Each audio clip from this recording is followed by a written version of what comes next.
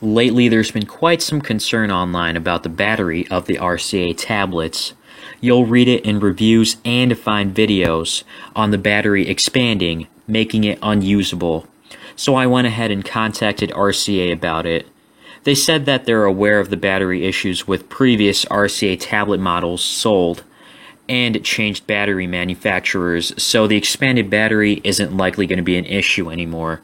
And lately I haven't heard of any issues about it, so with all of this out of the way, let's move on to the review.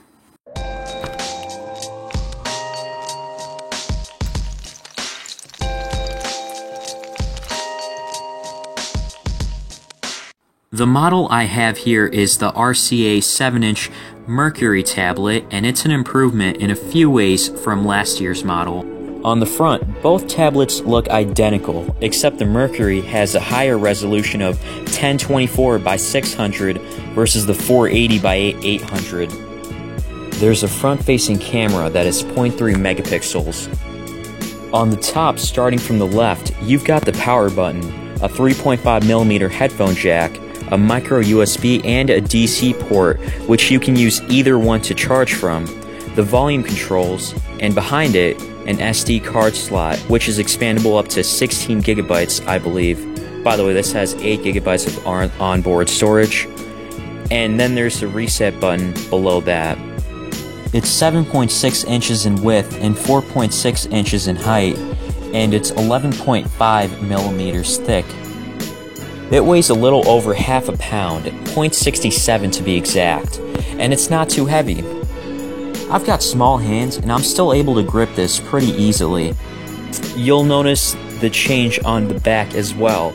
Even though they're both made of hard plastic, the Mercury has a little bit more of a smooth feel, which doesn't feel as cheap as the old one, and it's got a 2 megapixel rear-facing camera on the back, which the previous model lacked. Here is a clip I took from the rear-facing camera, and it's pretty mediocre. I've also got some photos taken here, and it's something you can judge for yourself.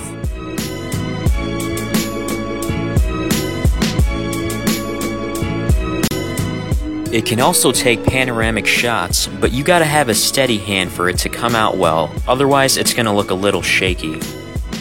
When we come back to the screen, even though it's a higher resolution from last year's model, it still has some pretty bad side viewing angles. It's not as bad as last year's, but it does still get pretty annoying for me, because when you tilt it a little bit to one side of the tablet, it gets darker, and the other side gets brighter. I personally prefer tilting it to the brighter side, and how you can tell which side that is when you've got the buttons on the left side. This tablet is packing a Rocketship RK3188T dual-core 1 GHz processor with about 1 GB of RAM.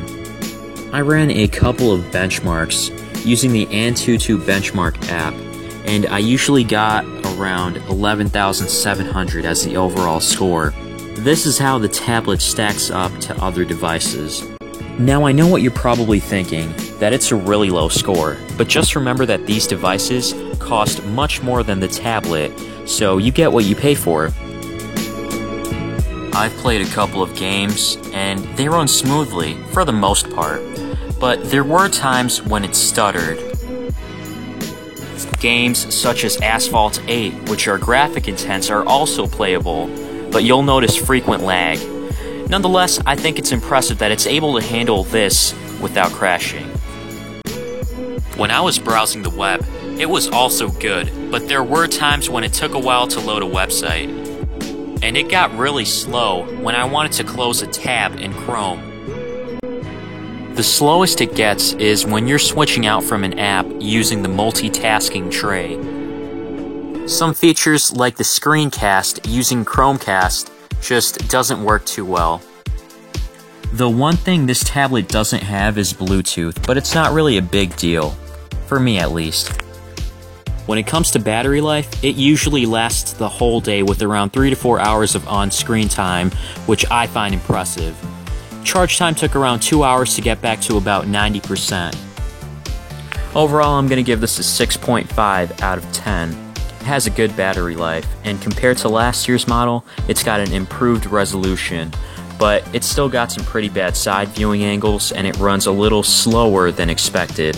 With that being said, remember the cost of this tablet, and since it's cheap, there will obviously be some downsides. Not everything's perfect.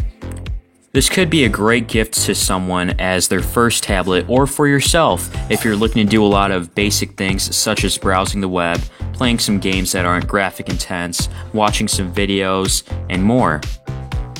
If you're looking for something a little faster, then I'd recommend you to the RCA 7-inch Voyager tablet, which I haven't used, but I can almost guarantee you that it'll run faster and more smooth than the Mercury, since it's got a 1.4 GHz quad-core processor versus the 1 GHz dual-core processor on this Mercury.